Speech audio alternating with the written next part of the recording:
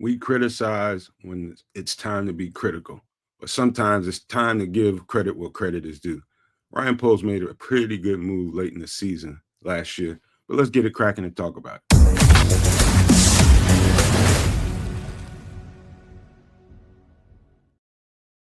Yo, yo, yo, no maniacs, super no maniacs, and all in between. Welcome to another edition of Feed the Bears. Today, I got a pretty good one for you guys, man, and we're going to jump right on into it. Thank you guys for being here. Make sure you hit the subscribe button. Help us out, man. Keep this channel booming.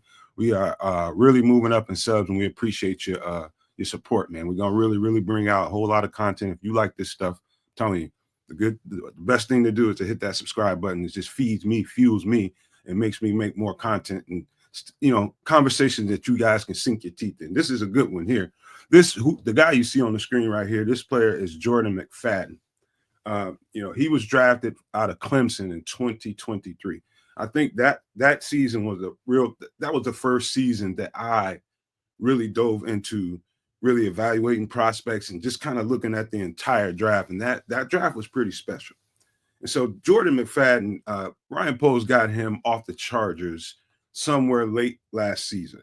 And I was surprised that he was on the practice squad. So this guy, right? So what I saw on tape was this is one of those undersized guys. He played mostly guard. I mean, mostly tackle, left tackle at Clemson, some right tackle. He didn't play a whole lot of guard while he was there, but he's got a guard type body. And so here's why I think this guy's interesting. And I'm gonna show you guys some traits here and his weight and size and all that kind of stuff and some of the bio that they had out there before he got drafted. This guy is, I think, I wouldn't say that he's an elite tackle. No, he doesn't have elite traits, number one. But I think his foot speed and foot quickness really stood out above the bunch at that time, when I was looking at these players, and I was just like, somebody's going to get this dude. And I don't know if they're going to leave him at tackle, they're going to move him at guard. I don't know, but they're going to get a good offensive lineman that can compete for a job, a starting job, maybe. And so what happened, he got drafted and he played a little bit for the Chargers, but he didn't play tackle at all. I think they had him slotted strictly as a guard. I don't know how well he did. I don't think he did bad, but most of the time when there are regime changes and coaching changes, this is going to be a bunch of people on that team, bunch of players on that team that get lost in the sauce. And he was definitely one of them. He got moved to the practice squad when Jim Harbaugh got there. Jim Harbaugh, if you know any history about him, he runs a gap power scheme. And in that scheme, you do need mobile linemen like this guy here. But I think just looking at, the history of Jim Harbaugh, he prefers bigger guys, a little bit heavier guys, 315, 320, 325, those types of guys, if you're going to place certain positions for him. And it's definitely a pin and pull type of scheme. It's obvious to me that, they didn't think badly of the football player. He ended up on the practice squad. They didn't outright cut him. They wanted to keep him around, but to put him on the practice squad, you made him vulnerable. And so I can understand why he ended up, on the practice squad with the Chargers. This guy has a lot of potential, you guys. I'm telling you, he's got a lot of potential. He played somewhere around 3,000 snaps while he was at Clemson. A lot of left tackle, some right tackle, but he was very productive there, man. How about this? Let me just take a look at his 2023 bio. I'm gonna present the screen. Check him out on this website. I love this website. This is NFL Draft Buzz. It's a very informative website especially when you're like me and you're trying to cover the entire draft and make sure you guys can get kind of know who these football players are. And I'm in the process of doing that. So this was 2023. And remember, when I tell you guys all the time, never mind what one of these websites or apps are telling you this guy is. Don't let that get in your head as to how valuable you think this player is. Because at this particular time, they had this guy slated as let me see if it's down here, as a UDFA, draft projection right here, UDFA. Turns out this guy got drafted 154, 150, somewhere in the 150s. I want to say 154. And that just blows all that out of the water. So that's why I tell you guys all the time, don't pay a whole lot of attention to what these sites and apps are telling you this guy's worth. I think you need to just watch the tape and come up with an estimation for yourself of what this football player is worth.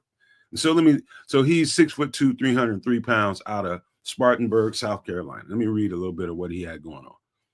So Jordan McFadden was a 3-star recruit by ESPN, went to Clemson in 2018. As a freshman, he saw 3 games, total of 17 snaps. He didn't do much. Sophomore, 2019, 12 games, a total of 335 snaps. And it just goes up. Junior, saw 12 games, 744 snaps, 3 quarterback hurries, no QB hits, 3 sacks while at right tackle. Now, first time, the sophomore season, he's playing left tackle. He gave up 4 quarterback hurries, 1 quarterback hit, and 1 sack while playing left tackle. It's obvious after looking at some of this, he's better on the left side than right. When you take a look at him, just come to this website and read the whole bio, and you'll see what I mean. So in 2022, he was a fifth-year senior right before he got drafted, saw action in all 13 games, played a total of 886 snaps for the Tigers. He allowed 7 quarterback hurries, no quarterback hits, 4 sacks while playing left tackle. A little bit down season, but I would just say to you guys, come check it out. Look at him on film. I think his traits are he ran a 4.9 40 for a guy that big. That's pretty good. Let me look. That's enough, man. I'm going back into the studio. Let me get this off the screen. I really don't pay much attention to all these stats, but it was worth pointing out. So he played a total of probably, let me get this off the screen, this back up, somewhere around 3,000 snaps altogether. And for a 5th-year senior, he played a whole lot of football. And so here's my point. My only point for making this video is, we're getting ready to go into the draft part of the year, and then we're going to get players. And so to me, and I'm trying to think the way Ryan Poles must have been thinking when he is making certain signs. I think he signed 2 or 3 guys that I thought were steals. McFadden being one, Ricky Stromberg being another. He was kind of getting ahead of what they were going to need to do in the draft, or what he was going to want to do in the draft. And it kind of tells you that, to me, they didn't really want to have to reach in the draft for a center. Obviously, they went and drafted a free agent center, free agent center, and Drew Dahlman. Obviously, they wanted to get ahead of that. Obviously, they wanted to get ahead of the guard situation. They traded for 2 of those. And so getting this guy ahead of doing all that signals to me this guy is on this roster. Jordan McFadden is on this roster to compete for at least a depth role. At least for a depth role. And it tells me also that they don't want to have to reach for an offensive lineman too early, especially an interior offensive lineman. That's what this move signals to me. Now, I don't know exactly how they want to classify Jordan McFadden. Do they want him to battle Braxton Jones in camp for the starting left tackle? I'm kind of leaning towards the side of saying, yeah, they may let him battle Braxton Jones for that starting job. They may also, just really have him slated as a guard to compete for a role there. But either way, I think they got some really good potential. It's untapped. He didn't play that much football since being drafted. I would say reasonably high for his position. 154 is not bad at all, man. When you're getting the title laid on you as a UDFA, that's pretty good. And so I think, again, man, I think he ended up in a situation and got caught in a crossfire of some changeover. And Ryan Poles recognized it, saw the opportunity. He probably had him ranked pretty high himself and just couldn't get his hands on him. And that's what good GMs do, man. They find these opportunities and they seize them when they can. And I think I'm not telling you guys that this is some elite NFL talent. No, his potential is untapped, just like the title of the thumbnail says. It's very untapped. And so I do believe in what he can do. I do believe that he can compete for a role here. What that role is, tackle, guard. He's got the body type to, who knows? Maybe they give him some snaps at center, but he's got that kind of ability, man. His athleticism kind of reminds me of a guy that I've been really high on early in this process of looking at some of these football players, and that's Marcus Bowe from Purdue. It's got similar body type, man. Shorter arms, that whole thing, but very, very athletic and battles. Like you can get this guy in a situation, you can get this guy in a movement situation in your line, pulling guard, man. You got you something there.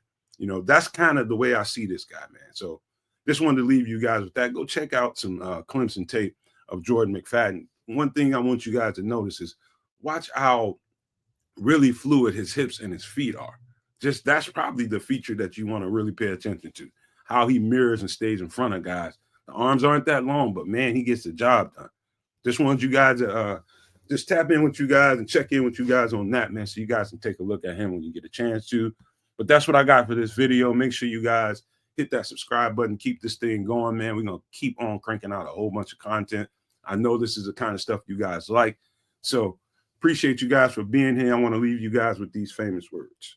If you can think it and you can see it, there's no reason in the world why you cannot absolutely manifest it. Do not, and I repeat, do not be a prisoner of your own mind. But with that being said, I am